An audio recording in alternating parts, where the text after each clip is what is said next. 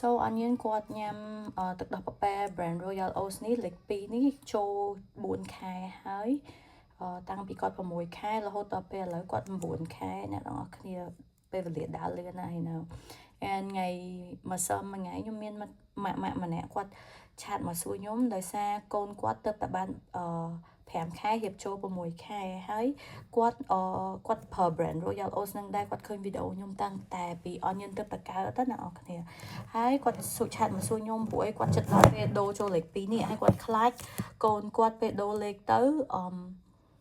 ក្តៀនក៏ប៉ាត់សំណួរហ្នឹងគឺល្អហើយក៏មិនជាសំណួរតែថ្មីដែរព្រោះឯងខ្ញុំឮម៉ាក់គាត់ចែករំលែកបទពិសោធន៍ក៏មានអ្នកសួរខ្ញុំញឹកញយដែររឿងដូរដល់កោពីលេខ1ចូលលេខ2លេខ3កូនខ្លះគាត់មុំទៅក្តៀនកូនខ្លះគាត់មុំហើយគាត់ចង់មុំទេដោយសារខុសរសជាតិខុសអីចឹងណា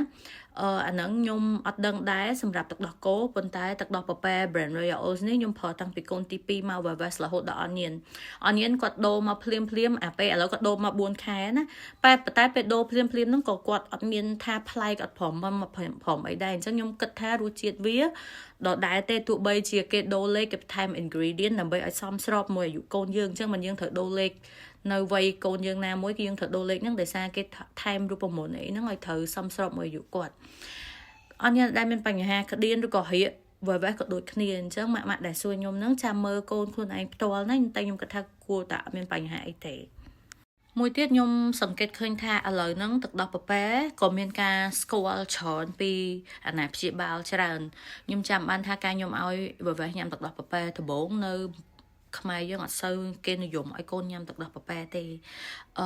តែឥឡូវនេះឃើញមានអ្នកឲ្យកូនញ៉ាំទឹកដោះប៉ប៉ែច្រើនអញ្ចឹងត្រឡប់មកវិញខ្ញុំតែងតែប្រាប់ជារឿយតែសម្រាប់ចិត្តរបស់ខ្ញុំនៅក្នុងការឲ្យកូនញ៉ាំទឹកដោះប៉ប៉ែដោយសារខ្ញុំ research ឃើញថាវាល្អហើយស្តៀងជាងទឹកដោះគោ compare to ទឹកដោះម្ដាយគឺទឹកដោះប៉ប៉ែហ្នឹងគឺវាស្តៀងជាងច្រើនហើយក៏វាមានសារធាតុជាច្រើនដែលជួយសម្រួលក្នុងការឲ្យកូនយើងមុំទៅបន្ទោបងមកវិញស្រួលជួយពវៀនគាត់ជួយអីមិនសម្រាប់តែកូនមានបញ្ហាទេដែលអាចញ៉ាំបានហ្នឹងហើយអញ្ចឹងកូនដែលធម្មតាក៏គាត់អាចមុំទឹកដោះប៉ប៉ែបានដែរ